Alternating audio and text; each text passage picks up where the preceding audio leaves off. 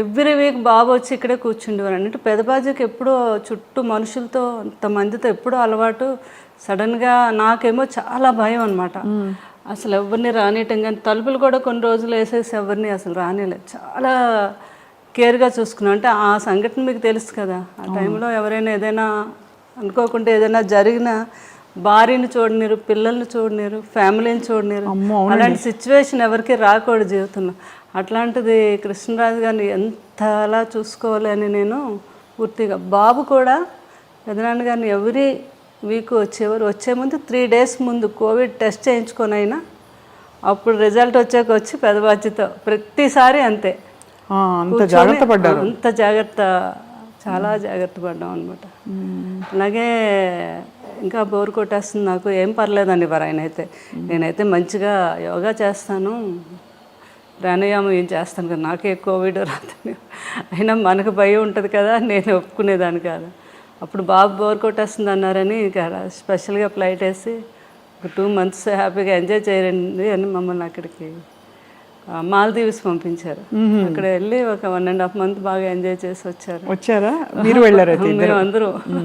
కృష్ణరాజు గారు బాగా ఎంజాయ్ చేశారు అక్కడ. ప్రభాస్ గారు కూడా వచ్చారా? బాబు రాలేదు, పెదనాన్న గారిని మా అందరు ఫ్యామిలీని పంపించారు అనమాట. వెళ్ళి ఫుల్గా అక్కడ ఎంజాయ్ చేసారండి. పెదబాజీ మీరు బోర్ కొడుతుంది అంటున్నారు కదా అని.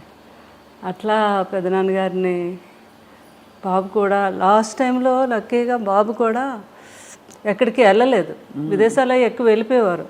అదే ఆ కృష్ణరాజు గారు చేసుకుని. కృష్ణరాజు గారు ఎప్పుడు అనేవారు, ఏ మనిషి అయినా ఎన్నాళ్ళు బతికినా బతకచ్చు కానీ వెళ్ళిపోయే ముందు మాత్రం ఎప్పుడు తన ఫ్యామిలీ ఎప్పుడు తన చుట్టూ ఉండాలి.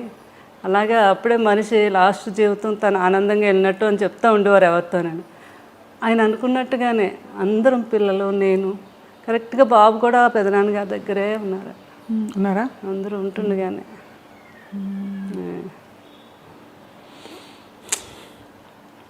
ఎంత మీరు మీ వివాహం అయ్యే టైంకి సార్ ఆల్మోస్ట్ బాగా పెద్ద స్టారా సినిమాలో కదా? అంతే కదా. ఆ తర్వాత వారి స్టార్డమ్ గురించి అప్పుడు మీకు తెలుసా? ఇంత పెద్ద స్టార్ అసలు చేసుకోవడం ఎందుకు. నాకు మెయిన్ కృష్ణరాజు గారు మా మదరాలు చెప్పేవారు అనమాట. ఆయన సినిమా యాక్టర్ కాదు, బయట కూడా చాలా గొప్ప వ్యక్తి. ఎంతోమందికి ఆయన సహాయం చేయటం, ఎవరైనా పెళ్ళిళ్ళు చేసుకోవాలన్నా చేయటం, వరద బాధ్యతలకని. అది నాకు బాగా ఆయన అప్పటి నుంచి ఆయన అంటే నాకు చాలా ఇష్టం అనమాట.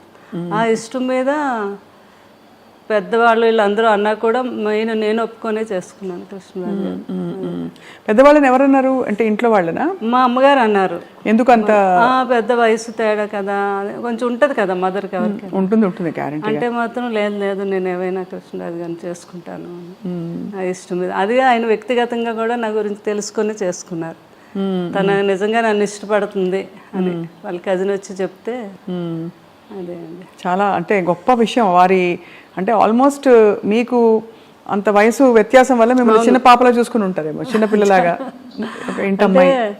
నన్ను చిన్నపిల్లలు అలా చూసిన అంతకన్నా ఎక్కువగా ఆయన నేను పిల్లలా చూసుకున్నాను. అది తల్లిలా చూసుకున్నారు మీరు, అంత వయసు వ్యత్యాసం. ఎవరు వచ్చి అడిగినా మా 3 పిల్లలతో పాటు 4 పిల్లలు అనేవారు, 4వ వాడు నేను అని. అలా అంత బాగా ఆయన్ని ఎక్కడికి వెళ్ళిన ఫుడ్ అని అదని అంటే ఆయన్ని వదిలే ఎప్పుడు ఎక్కడికి అంటే ఆయనకు భోజనం కుదురుతుందో లేదో, ఆయనకి ఇది అంత ఎవరో ఏదో అనుకుంటారేమో అనేది లేదు. నాకు కావాల్సింది ఏంటంటే ఆయన బాగా నేను చూసుకోవాలి, అదొక్కటి ఆలోచించేదాన్ని నేను ఎక్కువగా. మీరు క్యారియర్ కట్టి పంపించేవారా షూటింగ్ అన్నిటికీ? బాగా పెద్ద క్యారియర్, అందరూ బోల్డ్ మంది ఉంటారు. అది ఎప్పుడు క్యారేజ్ వస్తుందా అని అక్కడ మేడం ఎప్పుడు పంపుతారని ఎదురు చూస్తూ ఉండేవారు అక్కడ. అందులో మీ రాజుల వంటకాలన్నీ కూడా చాలా రుచిగా ఉంటాయి కదా. చేపల పులుసు, బిర్యానీ, రొయ్యల కూర, అన్ని టేస్టే. అందులోకి ఈ సీజన్లో వచ్చే పులుసు, చేప పులుసు అంటే అవునవును చాలా కృష్ణరాజు గారికి ప్రభాస్ గారికి ఇద్దరికి ఇష్టం అండి. ఇంకా ఈస్ట్ వెస్ట్లో మంచి చేప పడింది అంటే మన ఇంటికి వచ్చేయాలి. అది కృష్ణరాజు గారు ఏమో నాకు కృష్ణరాజు గారే నేర్పించారు. మాకు అటు ఆంధ్ర సైడు ఆ పులుసు చేప అది అంత తెలియదు మాకంతా అటు సీ ఫుడ్ ఎక్కువ అలవాటు మాకు.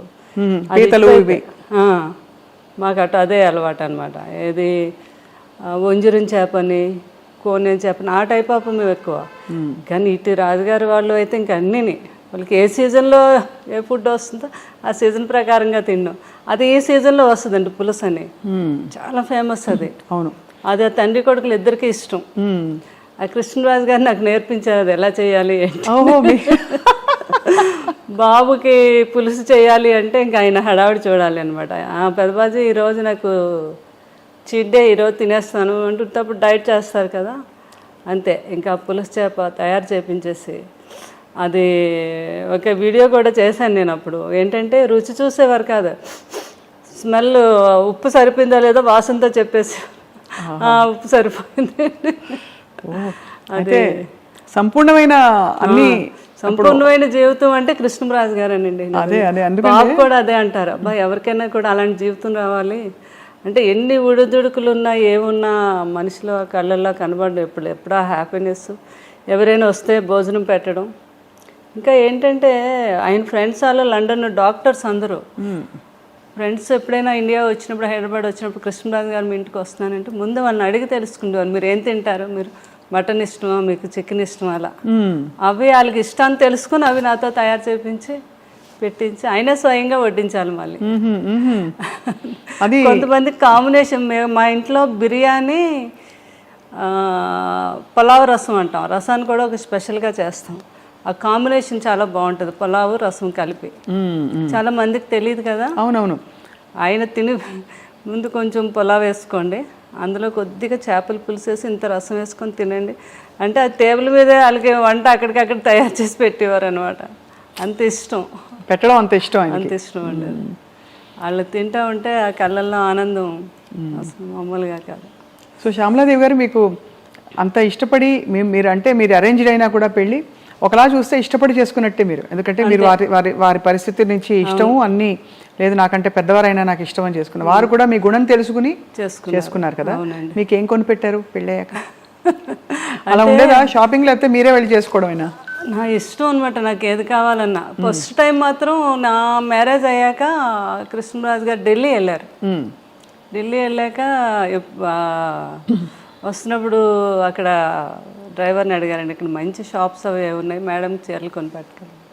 ఫస్ట్ టైం అక్కడ సౌత్ ఎక్స్ బాగా ఫేమస్, అన్ని బ్రాండెడ్ షాప్స్ ఉంటాయి. అక్కడికి వెళ్ళి 2 సారీస్ కొని తెచ్చారు ఫస్ట్ టైం. అవి ఒకటేమో 25,000, ఇంకొకటేమో 15,000 అనమాట. నీకు నచ్చాయి చీరలు, లేకపోతే నెక్స్ట్ మనం వెళ్ళినప్పుడు వాడు చెప్పాడు, మేడంకి నచ్చకపోతే 15 days వరకు టైం ఉంది, వచ్చాక మార్చుకోవచ్చు అని చెప్పారు. నాకు చాలా హ్యాపీ అనిపించింది ఫస్ట్ టైం ఆయన చీరలు కొని తీసుకురావడం. అలా దాచుకున్నాను ఇప్పటికీ కూడా సారీస్, ఆయన ఫస్ట్ టైం కొని తెచ్చారు. అవునా? అవును కదా, అంతకంటే అది అద్భుతమైన జ్ఞాపకం. అవునండి. అది ఆయనకి విదేశాలు అది వెళ్ళినప్పుడు అప్పుడు ఫారెన్ సామాన్లు, ఫారెన్ వెళ్తే కొన్ని తేవటం, ఇక్కడ ఇవ్వటం అది పెద్ద గొప్ప కదండి ఆ రోజుల్లో. అవును, కృష్ణరాజు గారు ఎక్కువ వెళ్ళేవారు లండన్. అది ఏ సంవత్సరం ఇది అంటే లండన్ వెళ్ళింది ఎక్కువ ఫారెన్ ట్రిప్స్? కృష్ణరాజు గారు చాలా అప్పుడు ఫస్ట్ సీతాదేవి గారు ఉన్నప్పటి నుంచి అలవాటు అంటండి. లండన్ వెళ్ళి 1 month సమ్మర్ వస్తే అక్కడ ఒక హౌస్ తీసేసుకొని 1 month అక్కడే ఉండి బాగా ఫ్రెండ్స్తో అందరితో స్పెండ్ చేసి వచ్చేవారండి. వస్తున్నప్పుడు ఏం కావాలని ఒక షాపుకి వెళ్తే 10 షాపులు తిరగడం అది ఆయనకి ఇష్టం ఉండదు. ఒక షాపులో ఏమి నచ్చుతాయి అక్కడే డజన్లే, 1-2 కొనడం కాదు, ఇలా చేతికి ఎన్ని అందొస్తాన్ని కొనేయడం వేసేయడం. ఇక్కడికి వచ్చి పిల్లలందరికీ, ప్రభాస్ గారికి వీళ్ళందరూ చిన్నపిల్లలు కదా వాళ్ళందరికీ. అందుకే బాబు కూడా అలవాటు ఉంది. వెళ్ళినప్పుడు లాస్ట్ టైము వాళ్ళ పెద్దబాజీ గారికి నాకు వాచెస్ అవి తెచ్చారు, రోలెక్స్ అయితే తెచ్చారనమాట. ఎంత ఆనందం, కొడుకు తెచ్చాడని. ఈయన అన్నీ వాడేసినవి చేసేసినవన్నీ. కానీ కొడుకు వేరు కదా. అయితే ప్రభాస్ ఎప్పుడు వచ్చినా ఒక 2 గంటల ముందు ఫోన్ చేస్తారు వాళ్ళు పెద్దబాజీ ఈరోజు నేను వస్తున్నాను మిమ్మల్ని చూడడానికి, నేను చాలాసేపు కూర్చున్నాను, కొడుకు వస్తున్నాడు, అన్నీ చేసి ఏం కావాలో ఏంటో తయారు చేసి ఆ వాచ్ పెట్టుకుండేవారు. కొడుకు కొన్న వాచ్ పెట్టుకొని అక్కడ కూర్చుండేవారు అనమాట. నేను చెప్తే ప్రభాస్ గారు నవ్వేవారు, పెద్దబాజీ అవన్నీ ఎప్పుడో మీరు మా చిన్నప్పుడు వాడేసినవే కదా ఇవన్నీ మీకు కొత్త ఏంటి, ఏదో మాకు సరదాగా తేవడం అంటే అలా కాదు, నాకు కొడుకు తెచ్చాడు నాకు గొప్ప అంటే అట్లాంటి మనస్తత్వం అనమాట ఆయనకి. కానీ ప్రభాస్ గారికి కూడా చాలా మంచి గుణం. అయ్య బాబా, అంత మంచి గుణం అంటే మాట తీరులో మర్యాద, అంతే అండి. ఇవన్నీ కూడా ఖచ్చితంగా కృష్ణరాజు గారి ప్రభావం చాలా చాలా ఉంది ఉంటుంది కదండి. అసలు. ఆయన కూడా అనేవారు, పెదబాజీ నాకు చాలా వరకు అంతా మీ పోలికే, అదే మీ గుణాలే వచ్చాయి, కొంచెం మొగమాటం ఒకటే నాకు ఎక్కువ మొగమాటస్తులు చాలా మొగమాటం అండి. అంటే ఎక్కువ ప్రజల్లో అదే బయటకు వెళ్ళడం అని అదని. కృష్ణరాజు గారికి అలా కాదు, పాలిటిక్స్ లో కూడా ఉన్నారు కాబట్టి స్వభావం కూడా కొంత అవుట్ గోయింగ్ ఆయన. అంటే ఒక చార్జ్ తీసేసుకుని వెంటనే అందరినీ కంఫర్టబుల్ చేసేసే టైపు వ్యక్తిత్వం వారిది కృష్ణరాజు గారు. చాలా ఏదైనా కూడా కష్టాన్ని తెలియకుండా ఏదైనా ఉంటే ఆయనలో ఆయన ఉండి దాన్ని కూడా తెలియపరచుకుంటా హ్యాపీగా ఫ్యామిలీతో ఎంజాయ్ చేయటం, ఎవరిని ఇబ్బంది పెట్టకపోవటం. అంటే దేన్ని మిస్ అయ్యేవారు కాదు. ఆయన 2 పడవల మీద ప్రయాణం కదా, ఒకటి పొలిటికల్, ఒకటి సినిమా. అవును. కానీ ఇద్దరిని కూడా బ్యాలెన్స్ చేసుకుంటూ వచ్చారు ఈ రోజుకి కూడా. కరెక్ట్. అవును. వాళ్ళందరూ ఇప్పుడు నాకు కూడా ఉన్నారు, అది నా ఆనందం. ఎవ్వరు కూడా ఒకరు దూరం అవ్వలేదు. అందరూ అంటే సినిమా ప్రపంచంలో ప్రపంచం అనండి, అటు పొలిటికల్ అందరూ టచ్ లో ఉంటారా? అందరూ టచ్ లో ఉంటారు. ఇప్పుడు సినిమా మాలో ఉన్న వారంతా కూడా చాలా రెస్పెక్ట్. కృష్ణరాజు గారికి అయితే ఎలా అయితే రెస్పెక్ట్ ఇస్తున్నారు, అదే మన బాలకృష్ణ గారు, ఆయన ఫిల్మ్ ఇండస్ట్రీకి వచ్చి 50 years అయింది, ఫంక్షన్ అయింది. అవును. అయినందుకు ఫోన్ చేసి అయినా మీరు వస్తే కృష్ణరాజు గారు వచ్చినట్టు. నాకు పెద్ద ఆయన అంటే చాలా గౌరవం, వచ్చి మీ ఆశీర్వాదం ఇవ్వండి అని ఆయన ఫోన్ చేయటం. అలాగే మురళీమోహన్ గారు, ఎవరైనా అందరూ. తర్వాత మన కృష్ణ గారు వాళ్ళ ఇంట్లో వాళ్ళ తమ్ముడు పిల్లలు వాళ్ళందరూ కూడా మ్యారేజ్లు అయితే అన్నిటికీ నన్ను పిలవటం చాలా ఆనందం అనిపించింది. వారందరూ నాకు ఆ రెస్పెక్ట్ ఇవ్వటం అది. అలాగే రాజకీయంలో ఈస్ట్ గోదావరి, వెస్ట్ గోదావరి, ఈ రోజుకి అందరూ మేడం మేడం మా మేడం గారు అంటారు. అవును, ఉంటుంది కదా ఆత్మీయత, ప్రేమ వాళ్ళకి. మీరు అది నిలబెట్టుకుని అద్భుతంగా వారిని చూసుకోవడమే కాకుండా కూడా కృష్ణరాజు గారితో అలవాటు ఉంది నాకు. అన్నిటికీ మీరు వెళ్ళడం అంటే ప్రతి ఒక్కరిని పలకరించడం, మాట్లాడటం, ఎవరిని మర్చిపోవడం అంటే ఈ రోజుకి లేదు అసలు. ఆ రోజు నుంచి ఇది అందరూ బాగా ఆ రెస్పెక్ట్ ఇప్పటికీ. బాబు కూడా అంటే కృష్ణరాజు గారు ఎలా అయ్యాక బాగా డిప్రెషన్లోకి వెళ్ళామండి నేను పిల్లలు. అసలు ఇంకా లేవలేమేమో అన్నంత పరిస్థితి అది. ఇంకా అసలు అలాంటిది ఆ టైంలో బాబు బాగా సపోర్ట్ చేస్తారు. బాబు ఒకటే మాట అన్నారు ఒకరోజు, మీకు పెదబాజీ అంటే చాలా ఇష్టం, ఆయన ఎక్కడికే వెళ్ళలేదు, మన దగ్గరే ఉన్నారు, సంపూర్ణమైన జీవితం అనుభవించి ఆయన మన దగ్గరే ఉన్నారు. ఇప్పుడు మీరు బాధపడ్డారు, రోజు బాధపడుతున్నారు, డిప్రెషన్లోకి వెళ్తున్నారంటే ఆయన నమ్ముకొని ఎంతోమంది ఉన్నారు, వాళ్ళందరికీ మళ్ళీ మీరు పెదబాజీ ఉన్నట్టుగా చూపించాలి కదా. ఎందుకంటే మీరు బాధపడితే ఎవ్వరూ మీ దగ్గరికి రారు ఒక్కరు కూడా. అప్పుడు పెదబాజీ మన దగ్గర లేనట్టే కదా. ఆయన ఉన్నారు మనతోనే అనుకుంటే మీరు లేవాలి, మీరు తిరగాలి, బయటకు వెళ్ళాలి అని ఆయన చెప్పారు. ఇంకా ఆ రోజు నేను నిజమే కదా, బాధపడే కన్నా ఆయన జ్ఞాపకాలను ముందుకు తీసుకెళ్తూ నలుగురిలోకి వెళ్తే వాళ్ళు కూడా ఆనందపడతారని ఆలోచించి నేను అప్పటి నుంచి బయటకు రావడం మొదలుపెట్టాను. ఇంకా బయటకు వచ్చాక నాకు తెలిసింది నిజమే కదా. ఎందుకంటే ఎవరిలో చూసినా ప్రతి ఒక్కరూ కృష్ణరాజు గారి అభిమాని, కృష్ణరాజు గారి గురించి మాట్లాడటం, ఆయన జ్ఞాపకాలను పంచుకోవటం, అందులో నేను బాగా ఆనందం పొందుతున్నాను అనమాట. అప్పుడు అనుకున్నాను బాబు అందుకే ఇలా చెప్పారు నాకు. అలా ఇప్పుడు పలకరిస్తూ వస్తూ పోతుంటారా? అందరూ వస్తున్నారు ఇప్పుడు, అందరూ ప్రతి ఫంక్షన్కి పిలుస్తున్నారు, నేను కూడా వెళ్తున్నాను. పిల్లలు కూడా అదే అన్నారు, మీరు సంతోషంగా ఉంటే మేము కూడా సంతోషంగా ఉంటాము, ఆ జ్ఞాపకాలతో జ్ఞాపకాలతో మనం బ్రతకాలి కానీ డిప్రెషన్కి వెళ్ళకూడదు అని చెప్పడంతో ఏమైనా నేను కృష్ణుడు గారని ఇక్కడ జరీవరం అని ఒక షాపు తెలుసుగా, దానికి వెళ్ళాను ఓపెనింగ్. మీరు వెళ్ళారు కదా, నేను కూడా వచ్చాను. మీరు తర్వాత వచ్చారా? తర్వాత వచ్చాను. అయ్యో, నేను విజయ్ గారు మేము కలిసి వచ్చాము, చీర కొన్నాను.